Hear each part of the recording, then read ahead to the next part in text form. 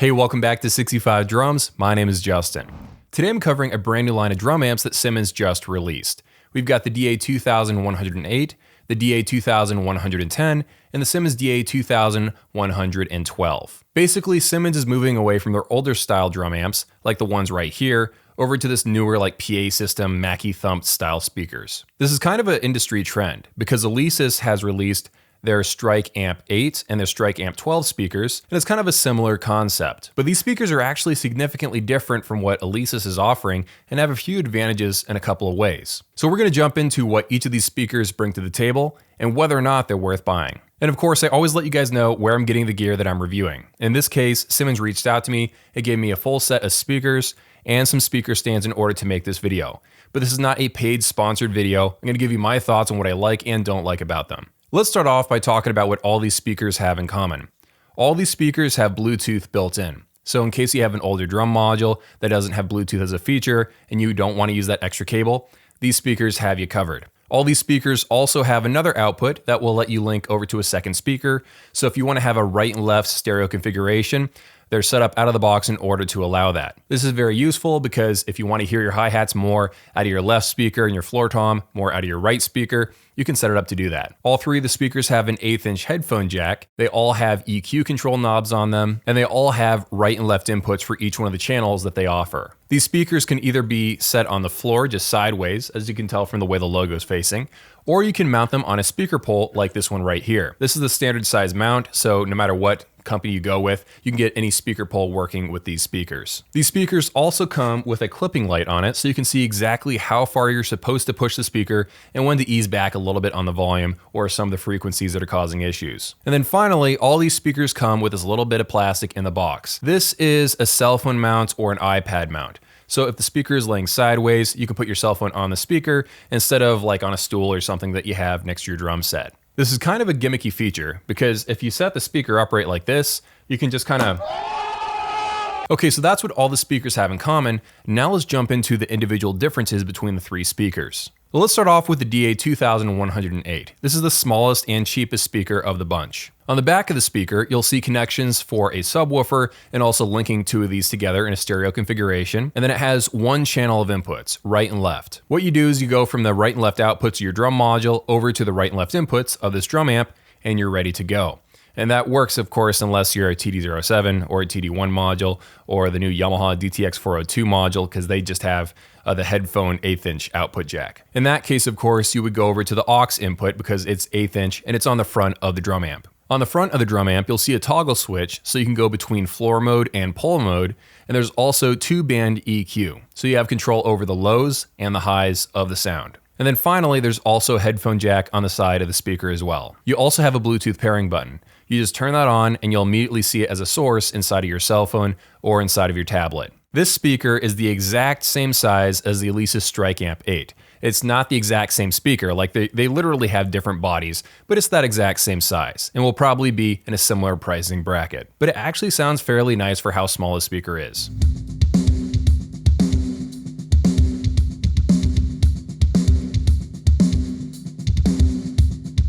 So moving up to the mid-tier drum amp from Simmons, we have the DA2110. This thing is a little bit larger than the smaller one, obviously, and it also gives you two important feature improvements. Now you can plug in an extra input, and that's right and left inputs, so now you have an additional 2 ports on the back of the drum amp right here. And you also have the ability to control the mids now. So you have EQ controls for lows, mids, and highs. And that's basically the two improvements that this drum amp has. And because it's larger, it has more bass, it sounds more full, it's just a better sounding speaker overall. It's kind of the sweet spot out of the three options. Probably the best bang for your buck out of all three of them.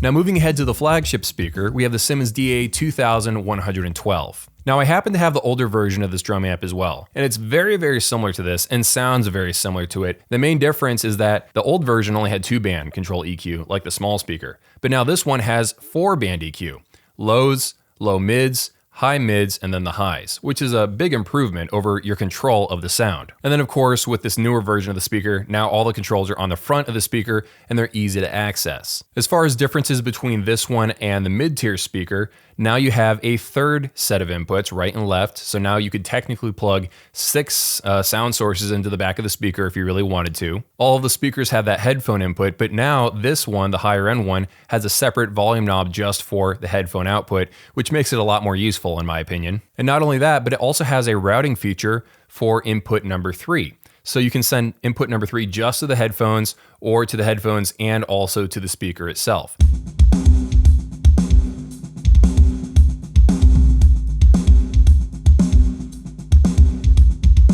Okay, so now let's jump ahead to the opinion part of the video. What I personally think are the weaknesses and strengths of these speakers, and whether or not they're worth buying. Okay, so first of all, here's what I think these speakers do well. Accessibility. Sometimes drum amps will only have the different EQ controls and the volume controls on the back, so you'll literally have to leave your drum set, walk around, get on your knees and look at the speaker and mess with the dials.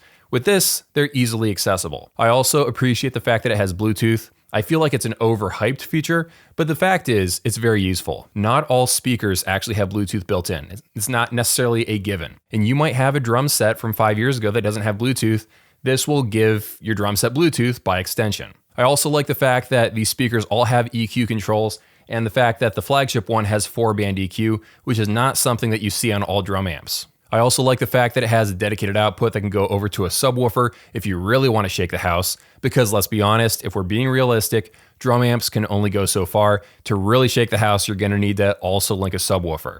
And also I like the fact that you can set these up in a stereo configuration, which adds a layer of realism when you're playing an electronic drum set. And the final thing that I see as a strength of these speakers, and gives it a bit of an edge over some of the competition, is that you can plug so many things into them. This has 3 inputs plus the Bluetooth or the aux input. And if you really wanted to, you could plug one source into each of the right and left inputs on the back. It's also convenient that the inputs are 1/4 inch and not XLR, so you don't have to buy one of those cables that goes from 1/4 inch over to XLR, which is what some drum amps out there make you do. Okay, so moving ahead to speaker quality, I gotta say right up front as a disclaimer that I am not a speaker expert or an audiophile or a sound engineer.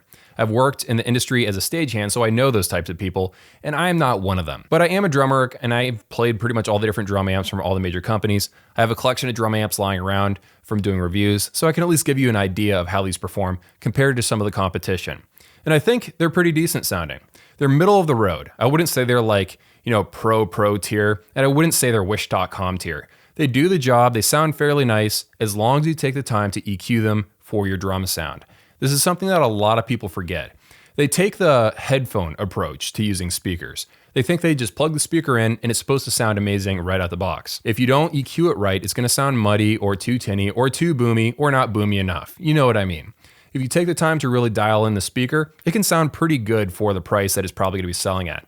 Again, I'm making this video before they've actually released it in stores, so I don't know the exact pricing. Should probably mention though, that Simmons always releases new gear, and then they drop the price within a year or sometimes even months after launch. So if I were you, if you're thinking about buying these, maybe wait a tiny bit because they're inevitably going to be lowering the price from whatever it is they initially sell it for. Now let's move ahead to a couple of things I didn't like about the speakers.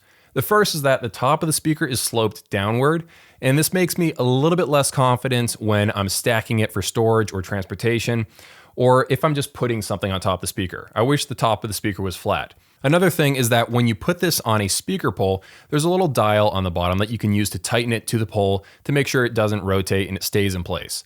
I wish that that had some more grip on it, or if it had wings like a drum key, so you could really crank it down. I wish I could push the low frequencies on these speakers a little bit farther than I'm supposed to. Sometimes you'll get it to a volume that you like, and you start raising the lows, and then the clipping indicator goes off, so you have to back off the lows. It's not because the speaker's too loud, it's just that it can't handle you pushing that much low frequency out of it. I'm not trying to say that these sound wimpy or they sound tinny or small or anything like that.